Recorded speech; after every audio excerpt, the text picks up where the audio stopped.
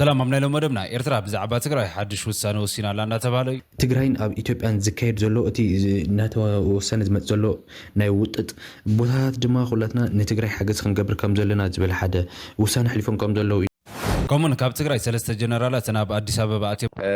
سلسة جنرالات تجري نديس أبابا خيدهم زبل أديس أبابا مخد زينا خوينو ድርድር ዝመስል ነገር ተጀሚሩ ለው ምስ መንግስቲ ኢትዮጵያን መንግስቲ ኤርትራን ዝበሃል ነገር ነው ባዕሉ እዚኦም ካልኦት ንሓድሽ ነዋራውን ሓበሬታታት ይዘርኩም ቀርበ ኣለኹ ሳዕ መወዳእታ እዚ ቪድዮ ዝሓብርኩም ንፅርሑ ኩላና ላይክን ጓርን ጀምሮ ንቐፅል ኣሸፍ ተታልቲ ቀዳማይ ቪድዮና ማለት እዩ ብዛዕባ ትግራይን ኤርትራን ከምኡውን ብዛዕባ ኢትዮጵያን ማለት ጠቅላይ ሚኒስትር ኣብይ ኣሕመድ ኣብ ዝሓለፈ ከም ዝሰማዕናዮ ማለት ምስ ኤርትራ ሓድሽ ድርድር ክንገብር ኢና ዝብል ዘረባ ተዛሪቡ ነይሩ ማለት እዩ ብዛዕባ ህልው ኩነታትን ሓደ ሓደ መልስታት እናሃበ ዘሎ መምህር ብርሃ ማለት እዩ እስኪ ቀፅልና ንስማዕዮ ወደ ኤርትራ طبق نقلي نا متشحتونا ድርድር ዝመስል ነገር ተጀሚሩ ለው ምስ መንግስቲ ኢትዮጵያን መንግስቲ ኤርትራን ዝበሃል ነገር ነው ባዕሉ ኣብ ፓርላማ ቀሪቡ ጠቅላይ ሚኒስትር ኣብይ አህመድ ወን ሽምግልና እንልካለን ወደ ኤርትራ ጉዳዩን በሰላማዊ መንገድ ለመፍታት በኻሊ አባhala ቀይ ባህሪ ንምቅባል ሽምግልና ንልእኺና ናይ ባዕልና እዩ ኢሉሎ ግን ድርድር ከምዘሎ ግን ዘፍልጡ ነገራት ነው ወይ ድማ ድርድር ክንገብርና ዝበሃል ነገር ነው በመንግስት ፌደራል ዝወፀ ማለት እዩ እዚ ድርድር እዚ ተተኻይዱ ንትግራይ ክጸልዋ ይኽእልዶ ናይ መንግስቲ ኢትዮጵያን ናይ መንግስቲ ኤርትራን ሰላም ምዃን هذا زكويت بقى كله جريمبيت ስለዝኾነ ተጸገመና ንሕና እንታይ ኢና ዝብል ዘለና ኣሞንጎ ህዝቢ ትግራይን ህዝቢ ኤርትራን ዝነበረ ጸገምሲ ንፍታሐዮ ሰላም ንኹን ይብለና አይኮነን መንግስቲ ኢትዮጵያ ካንተ ሓቁ እንተኮይኑስ ምስ ኤርትራ ዝገበርክዎ ናይ ኮረኩም የን ናይ ከጥፎኩም የን ጌጋ እዩ ስለዚ ዓድና ሒዝና ናብ ዘላቕ ዝኾነ ጉርብትና ዝጠልዎ ስራሕ ንስራሕ እንተይሉስ ንትግራይ ክጎዳእ ይልክ ከም ሰብ ክትሓስብ ከለኺ ኣይመፀልክን ግን ባህሪ ናይቲ ስርዓት ተወሲድክ ግን ሰላም ስለ ዘይደሊ ኣነ ይኮንኩን ሰላም ኣይደሊ ዝብለክ ዘለኹ ናብዛውን በርካብ ዝድይር ክሻ ዘውግእ ኣሎ ስለ ዘውግእ ዝነብር ስርዓት እዩ ምክንያቱ ሰላም ገይሩ እንትነብር ርእዮ ስለ ዘይፈልጥ ኣብ ሰላም እዋን ከመይ ዘለ ባህሪ ከም ዘለዎ ስለ ዘይፈልጦ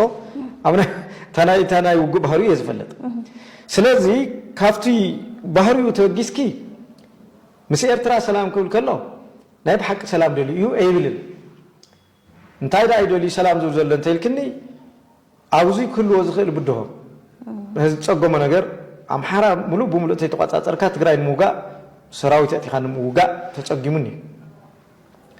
ክሳብ ክጽጎሞ ዝኽእል ተጸጊሙኝ እምበር ናይ ምውራር ሕልሙ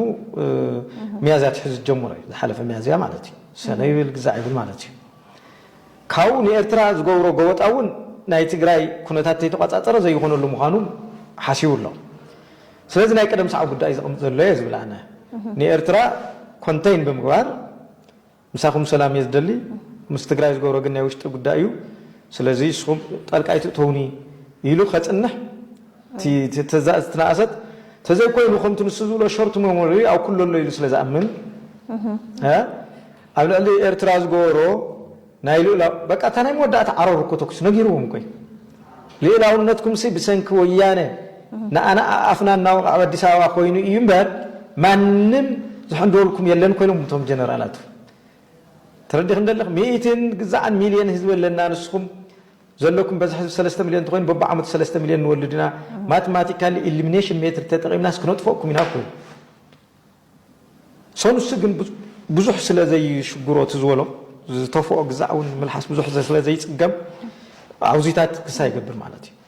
الشيف تاتالتي كاوز مقطع مالتي بزع ساعات از محرمي دا كافتم طعم زرارب زلو مالتي سلسته جنرالات تግራይ ናብ አዲስ አበባ ከም ዛተው ይዝሕበር ዘሎ ማለት እዩ ከም ዝፍለጥ ኣብ ዝሓለፈ ጀነራል ጉዕሽ ገብረ ዘራራበ ኮይን ጾንሒ ማለት እዩ ተኣሲሩ ከም ዝነበረ ዝፍለጥ ኮይኑ በዝሎ ማለት ካና ኣብ አዲስ አበባ ኣትዩ እንዳተባለ ይዝርከብ ዘሎ እስኪ እንታይ ሓድሽ ሓበሬታን ይዝብል ቀጽልና ንስማዕዮ ላዕሎት መራሕቲ ናብ አዲስ አበባ ኸይዶም ሰለስተ ነበር ላዕሎት መሪሕነት ሰራዊት ነበሩ ጀነራል ጉዕሽ ገብረ ጀነራል ከበደ ፈቃድን ኮሎኔል ንጉስ ወለጋን ለማዕሰት ተኸልተ ለካቲት አዲስ አበባ ከም ዛተው ተረጋግጥሎ እቶም ጀነራላት ኣብ ጉዳይ መገሸም ኣዲቦም ዛኪል ዝበልዎ ነገር የለን ሽፍታት ሓልቲ ከም ሰማ ዘሎ ማለት ኣብ ሰዓት ዝወጽ ዘሎ ሓበሬታ ካብ ትግራይ ናብ አዲስ አበባ ከም ዝኸዱ ዞም ጀነራላት እንዳተሓበረ ይዝርከብ ዘሎ ብዛዕባ ካ ባዕሎም ወጽኦም መልሲ ያቦም ክሳብ ሕዚ ማለት እዩ ኣብ ሰዓት ካስኪ ሃይለ ብዛዕባ ሓደ ሓበሬታታት እንዳሃበ ይዝርከብ ዘሎ ጀነራላት ትግራይ ንአዲስ አበባ ኸይዶም ዝብል ዜና ሰለስተ ጀነራላት ትግራይ ሒዝና ዘለና ከምቱ ኣብ ስክሪን እንትሪእዎ ዘለኹም ዓብይ ርእስና ሰለስተ ጀነራላት ትግራይ ንአዲስ አበባ ኸይዶም ዝብል ዜና ሰለስተ ጀነራላት ትግራይ ንአዲስ አበባ ኸይዶም ዝብል አዲስ አበባ ምኻድ ዜና ኮይኑ አዲስ አበባ ምኻድ ሓድሽ ነገር ኮይኑ ይኮነን አታሓይዞም ዘልዕልዎ ዘለዉ እውን ክነልዕል ስለ ዝሓሰብና እዩ ሰበር ዝበልናሉ ግን ምኻዶም እቶም ተጋደልቲ እቶም ጀነራላት ተጋደልቲ ትግራይ ኮይኖም ደቆምን ደቂ ደቆምን መሪሖም ኣፍታ ዝመርሑላ እዋን ኣብ መኸተ ዝነበሩ እዮም ኣብ መኸተ ንዝነበረ ትግራዋይ እንታይ ክገብሩ እየ ይብል ባዕሉ ኣብይ ኣሕመድ ነጊሩና እዩ ሰበር ዝገብሮ ሮም ደፊሮም ከይዶም ከመይ ገሮም ኣሚኖም መኸይዶም ዝብል ሰበር ገብሮ ክእል እዩ እቲ ጭውጢ ክነግረኩም እየ ብደንቢ እቶም ጀነራላት ጀነራል ጉዕሽ ገብረ ጀነራል ንጉስ ወልደ ገብርኤል ወለጋ ንብሎ ከምኡ እውን ጀነራል ከበደ ፍቃድ እዮም እዚኣቶም ልማዓንቲ ምኻዶም ተገሊጹ ኣሎ ብኣየር ከም ዝኸዱ ብግልፂ ብኣየር ከም ዝኸዱ ፍለጥ እዩ ጀነራል ጉዕሽ ገብረ ብዋሕሲ ወፅዩ ብዝሓለፈ ተሓታትነት ከረጋገፅ ባዕሉ እውን ተቃለሰሉ ስለ ዝኾነ ተሓታትነት ከረጋገፅ ተባሂሉ ተሓቲቱ እውን ተታሒዙ ብዋሕስ ወፂ እዩ ብመኪና ኣይኮኑን ከይዶም መሊቆም ኣይኮኑን ከይዶም ብኣየር መንገዲ እዮም ከይዶም ወይ ተዓዲ ተቃለሱላ ስለ ዝኾኑ መስዋዕትነት ዝኸፈሉላ ዕድመ ንእስነቶም ዝሕለፍሉ ቃልሲ ዝመስረተ ዓዲ ስለ ዝኾነት ወዲቓ ትሕቲ መሬት ሰፊራ ኣብ ጉድጓድ ድኽነት ኣትያ ዝነበረት ዓዲ ስለ ዝኾነት ተቃሊሶሙላ እዮም እንተነበሩላ ምንም ሓድሽ ነገር ዝተፈጠረ ነገር የለን ምክንያቱ እዞም ሰባት እዚኦም ብጀካ ወለጋ ንጉስ ወልደ ገብርኤል እቶም ክልተስ ኣብ ምንም ስራሕ አይነበሩን ኣብ ምንም ዓይነት ኣዛዝነት ምንም ዓይነት መሪሕነት አይነበሩን እንታይ ግን እዩ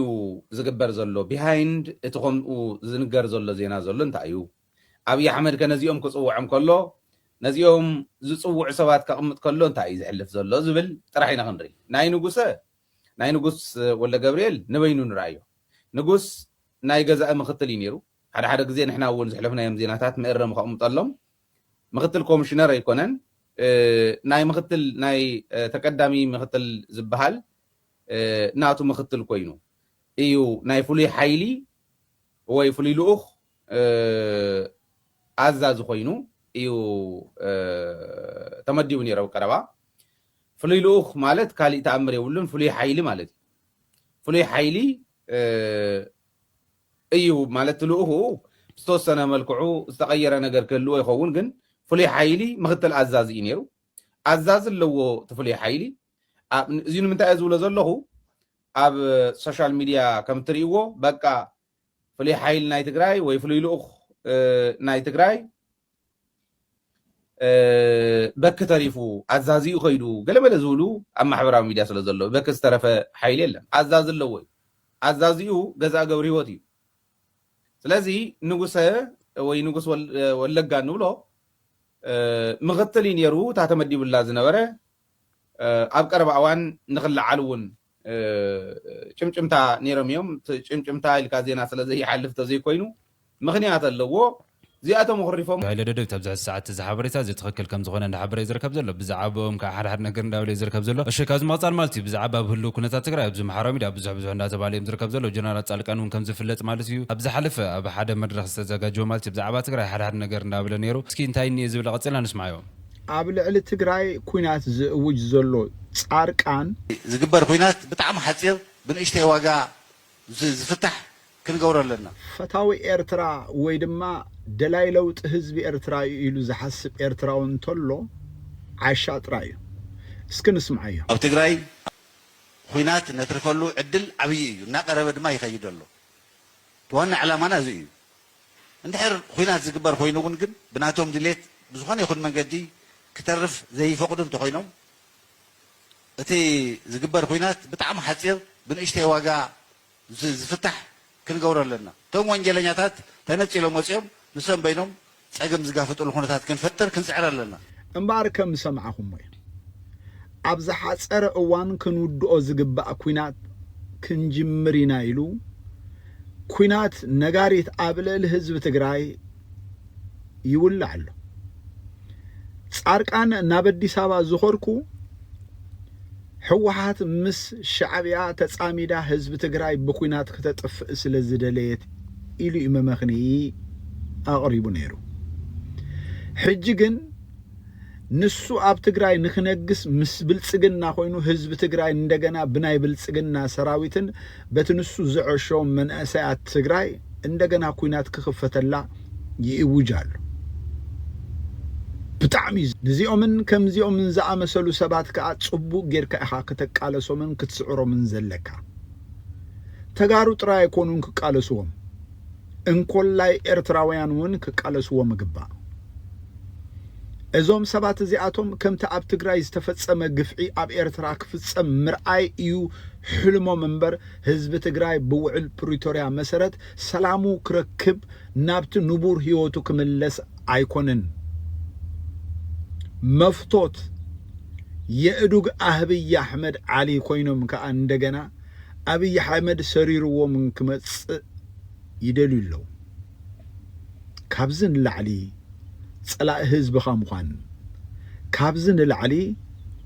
ኣብ ልዕሊ ህዝብኻ እንደገና ባዕልኻ ጆኖሳይደር ኮይንካ መምጻእ ኣበይ ይርከብ ጻድቃን ካብ ዘለዎ ውርደት እቲ ንመጀመርያ ጊዜ ኣብ ናይ ምክልኻል ሰራዊት ኢትዮጵያ ሓላፊ ሚኒስተር ዝነበረ አብርሃም በላይ ንሱ ከማን አይሽ እሱ ከማን ምክንያቱ ጻድቃን አሚኖም መሬት ልሒሶም ብኡ ገይሮም ህይወቶም ንእስነቶም ዝሳኑ አሽሓት እላፍ ተጋሩ መንእስያት አለው አካሎም ዝጎደለ በህይወቱን ስጋብ ሕጂ ምእንቲ ትግራይ ኣብ አባልነት ናይ TDF ኮይኖም ብዙሕ ተጻብኦ ዝመክቱ ዘለው ይገርሚ ማእከል ፖለቲካ ናይ አዲስ አበባ ክረግእሲ ትግራይ ሕጅውን ዋጋ ክትከፍል ይደልለው ማለት እዩ